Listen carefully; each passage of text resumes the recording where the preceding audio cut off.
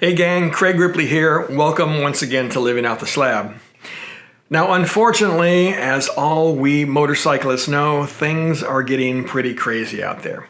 I know for me, not a ride goes by where people aren't crossing the center line or pulling out in front of me or doing other bonehead things. Right? For me, I try to take responsibility for my safety. I do the right things, maintaining a proper following distance, put myself in the proper lane position, and try to stay out of people's blind spots.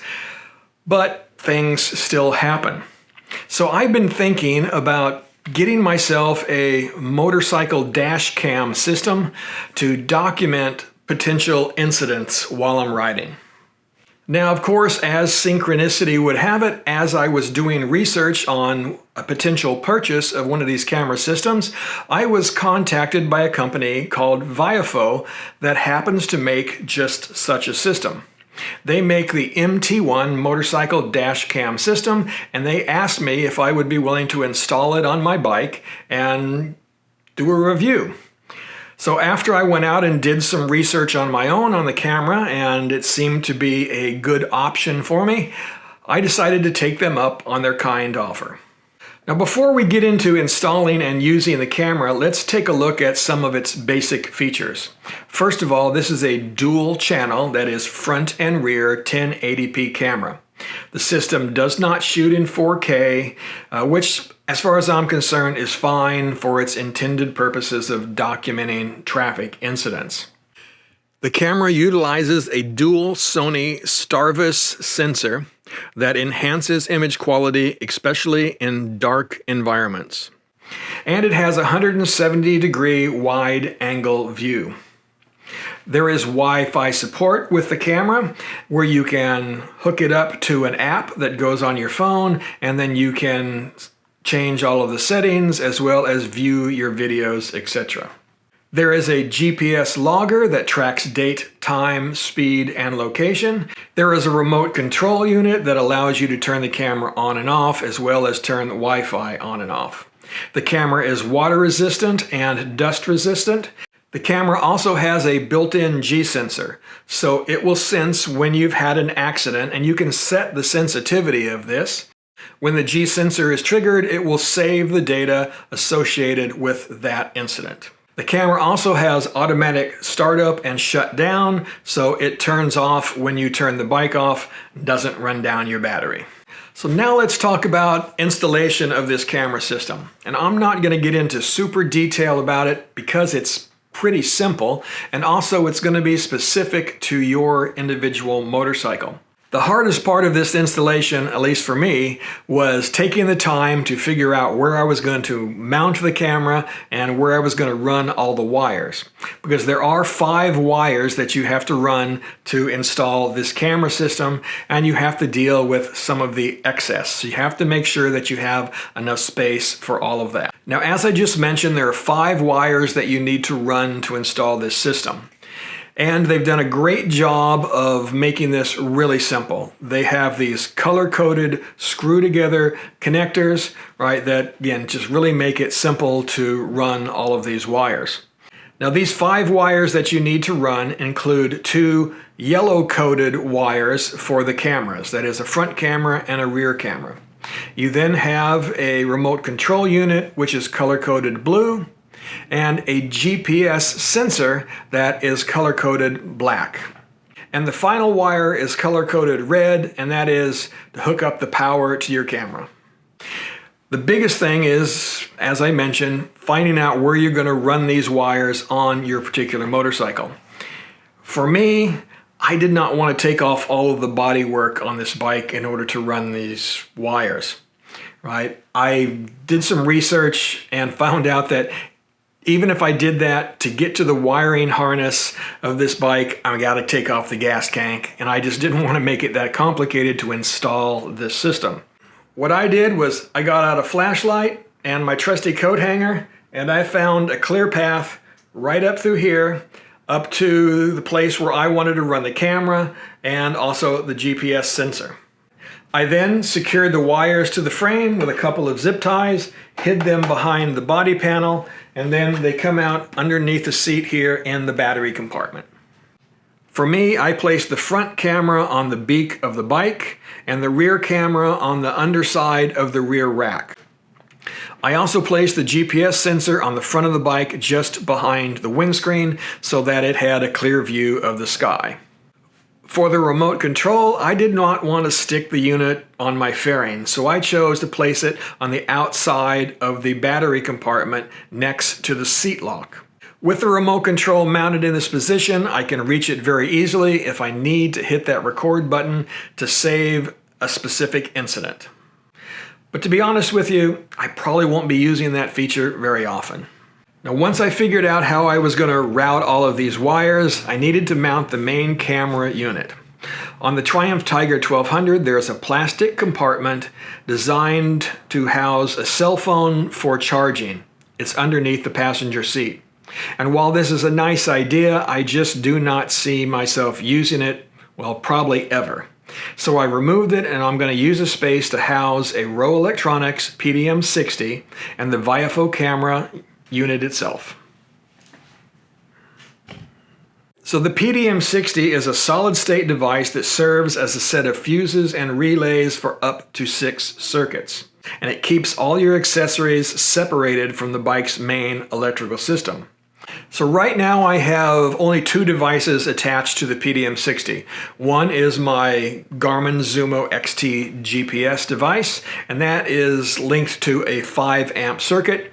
And then I'm going to add this new VIOFO camera, and it is using a 4 amp circuit. After I had the PDM60 installed, I then had to mount the camera in the available space using the included stick-on Velcro, which works very well, by the way. I then ran each of the leads from the main camera unit so that they were out of the way and they could easily match up with the corresponding wires from the color-matched cameras, control units, or the GPS sensor. The hard part was dealing with the extra wire, which I did with a few strategically placed zip ties. After the yellow, blue, and black leads have all been hooked up and the extra wire neatly tucked away, the last step is to hook up the camera to the power supply, your battery. The VIOFO comes with a harness that includes a hot wire that's red, a ground wire black, and a trigger wire that is blue. In the standard installation, you would hook up the red wire directly to the battery's positive terminal, the black wire to the battery's negative terminal, and then the blue wire to some keyed accessory wire. Typically, what I have done is I've used the light that illuminates your license plate, because it really doesn't do much. Or in this particular case, what I've done is I've hooked it to a keyed accessory port on the back of the Triumph. So in my case, I have the PDM60 installed, so the trigger wire that I'm using is that accessory port for the PDM60. I don't need to have an extra trigger wire, I don't need extra fuses and so forth to add the camera in because my PDM60 is acting as all of those things for this installation. So in my particular case, I'm going to cut all that stuff out, and then I'm going to hook the red and blue wire together with the violet wire, which is a 4 amp circuit from the PDM60. I then take the ground wire from the camera, right, and I am going to attach it to my grounding terminal. Again, that's associated with my PDM60. Now let me emphasize here that if you do not have a PDM60, don't pay any attention to this stuff, right? Or if you don't have some other kind of power distribution module installed on your bike, again, don't pay any attention to it. Use the standard installation, go to the battery's negative and positive terminals, and then find that trigger wire that works best for your bike. So now, after I've had the PDM60 and the camera installed, I need to power up and test it out. And in this case, everything works. The PDM60 lights up after a 7-second delay. That's the way I have it set. And then the camera unit will turn on and start recording. Now that we have everything installed, we know that it's working. The next step is to install the VIOFO phone app. And once you have that app installed, you can hook up to the camera system's Wi-Fi network, right? And then you can go in and you can modify settings, update firmware, and view and manage your recordings. Now in my case, what I did was I set the camera to record in 3-minute segments. All right, so every 3 minutes the camera is going to run and create and save a new video, again 3 minutes long. Once the SD card is filled up that comes with the camera, then it will start overriding the oldest video. Right, so it continues to record in a loop. Right, if you hit the record button while you are writing, it will save the previous recording as well as the current recording to a specific folder. If you are in an accident and you trigger that G sensor, well then that recording will be saved again to a specific folder. Right, now that we have everything up and running, let's take a look at some of the video that this camera shoots.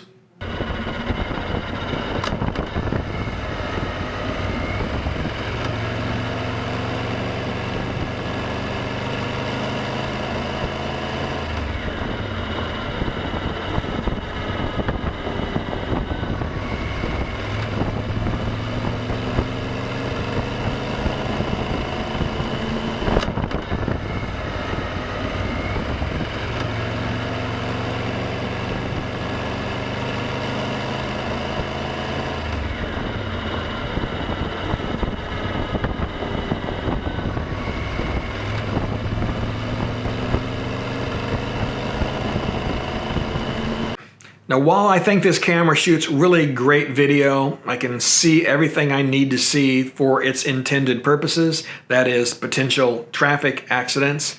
I do have to point out that it doesn't shoot 4K videos as we had discussed before, so they're not going to be, really high quality videos.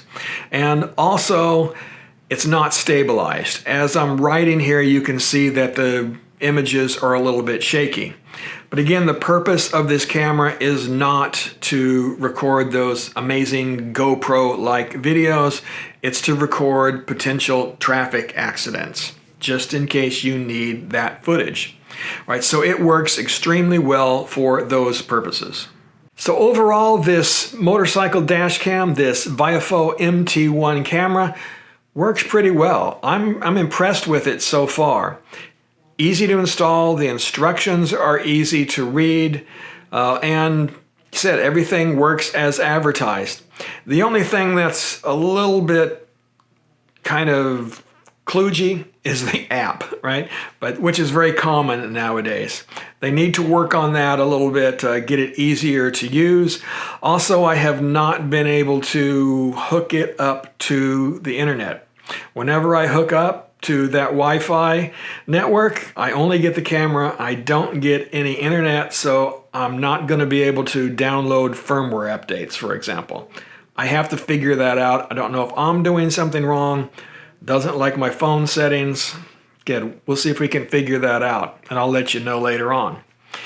But you can still update firmware by going to the VIOFO website and putting it on an SD card, which is what I'm going to be doing. I do that with my GoPro cameras as well. I don't trust the Wi-Fi install, so I usually always just put it on my SD cards and insert it into the camera. So that's not a big deal to do that. You don't have to update firmware very often. But as far as all the other settings go, you can change them very easily in the application and just play around with it a little bit and see what works for you. So for me, I went with the 3-minute looping. Right, that seemed to be a reasonable length of time. Any more was going to get too long, and I thought any less was giving me too many videos to go through. So 3 seemed to be the compromise solution. So I'll let you know as I go along. I've really only had one big ride that I was able to take with it. We're heading into winter here, but again, it shoots video very well. You'll notice in the video that I shot, there is a little bit of a kind of a halo look around the images, and that's because I'm catching parts of the bike. I've got the camera sit back a little bit to hide them so that they're not out there where everybody can see them. And in doing so, I'm catching pieces of the bike. But again, for the purposes of this video, what it's intended for, doesn't really matter to me. Again, I'm looking to document these potential incidents just in case that I need them, and I can crop things out if I really want to use things for some YouTube videos. All right, guys, so that's it. If you're looking to purchase this camera, I have a link where you can go out and purchase it from Amazon. Again, it'll help support the channel because I'll get a little bit of commission on that. But please don't do that unless you do your own research and decide that this is the camera system that you really want. Don't get it just because I say so. Get it because you've done your research and you think it's a good product. All right, so far, it has been a good product for me. But again, I'll give you an update later as I've been able to ride with it for a whole season. All right, guys, thanks a lot. Ride safe out there.